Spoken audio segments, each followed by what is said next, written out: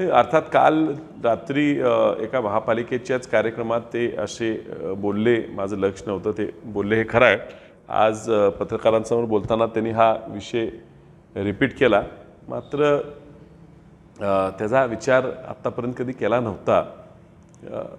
सांगली जिल्ह्याची कामं ही होण्यासाठी सर्व लोकप्रतिनिधींनी पक्ष विचार बाजूला ठेवून एकत्र काम केलं पाहिजे. हे माझं धोरण आहे आणि मी त्या पद्धतीनंच एकत्रितपणे प्रशासकीय कुठलाही कार्यक्रम असलो तर मी त्यात जातो आणि कदाचित माझ्या कामाची पद्धत आवडल्यामुळे चंद्रकांत दादांनी तशी ऑफर दिली असेल.